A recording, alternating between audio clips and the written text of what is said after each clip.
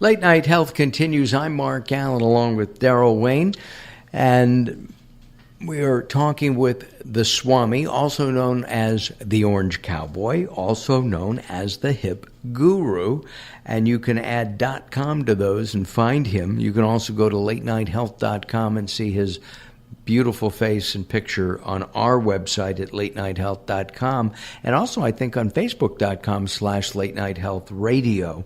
And I have to put a shout out and say thanks, because the Swami helped us rebuild our Facebook page as well as our website recently, and we really appreciate that. He is a man of many talents. So just because I'm a smarty pants, did you ever find that orange underwear? So I wanted to answer your very first question, or your second question. Is meditation a religious something or another? Right. Whatever. And it's not, doesn't have to be. I mean, you can go to your religious advisors and get meditations from them. But meditation is, just as I said, anything that makes you feel calmer and happier and full of love. And you can do it. You can do it as long as you like, as short as you like. You can do it at work. You can do it at home. I sound like I'm going to break into a Dr. Seuss rhyme in a minute. Yeah, it does sound. But you know, clearing one's mind and then keeping it that way, is that the key, or do you just, you know, take messages, take a deep breath and hope for the best? Oh man, you've hit on the $1 million question, Mark. What's the goal of meditation? It's not meditation. You know, the goal of meditation is a tool. So it's to say, "Oh, I meditate every day." There's no great shake in that. It's not like an accomplishment. The accomplishment, meditation clears our mind, clears our heart, helps our health, but clears our vision so that we can take action to live more purposeful, meaningful life. What are we born to do? This gets into the esoterics of life purpose.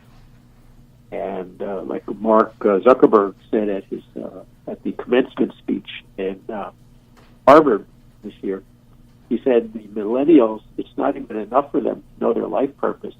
Now they want to have their life purpose help the world. And when you feel like you're in the flow, when you're doing a purposeful thing, you really don't pick up that much stress anymore. You know, it's like the difference between you're walking in the woods on the path, and then you go off, you sort of daydream, and you wind up walking in the sticker bushes. It's like, oh, I'm off the path. So I'll have a meditation so I don't feel the pain, but it helps even more if you get back on the path. So but when you're meditating, do you clear your mind? I mean, I know you've talked about the 20 seconds, and right. I can do 20 seconds, I think. Right. But to do 3 to 6 hours at a time and not have a thought come into my head is mind-boggling to me. Yeah, that's the myth. That does not happen. That is a pure myth. That's what goal that some people say is going to happen. But to have no thoughts in your mind is akin to having a lobotomy. What I feel in my experience we're talking about is having positive thoughts, having thoughts that uplift our self-worth, our love for others, helping humanity, compassion. I think that's the difference. You know, we can't stop thoughts any more than we can stop breathing. But we can have inspiring thoughts and we can have de-spiring thoughts or de-evolving thoughts. And I think that's really where So when you were learning how to meditate and cogitating about the death and the tragic death of your family, right? What kind of messages or thoughts were streaming through your head? Geez, I don't really remember specifics.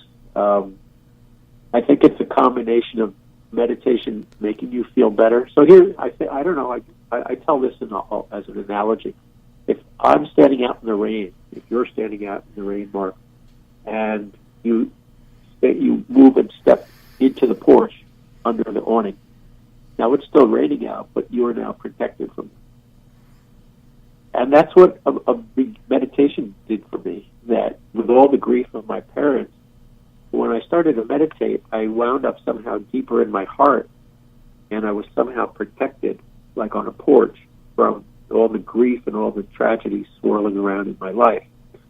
And it was still there. I still dealt with it, but at least I had some protection and some breathing room. I think that would be the best way I could describe it. And we haven't talked about this before, but do you have siblings? Yes, I do. I have a brother. And how did he relate to the death? Oh, in his own way, he did also start meditating for a while. That helped him too. And then, as I said, meditation alone will help us. It's like a medicine, if you will. It helps us feel better, but to actually not get down in the dumps like we used to, that requires building a life. Well, when we come, we're going to have you come back and teach us some meditation techniques, and we'll do that in about a month, okay? I love to, Mark. All right, good deal. Swami is a monk in an order. That is why he is known as Swami. Swami, real quickly, your full name is? Swami Sadashiva Tirtha. And that means? It means Swami Ever Blissful in the Tirtha lineage. Got it. We are out of time. Coming up next, we're going to talk with Robin Palmer, inventor of Flight Bike. That'll be coming up next as Late Night Health continues. Don't go away. More coming up. The show continues in a moment.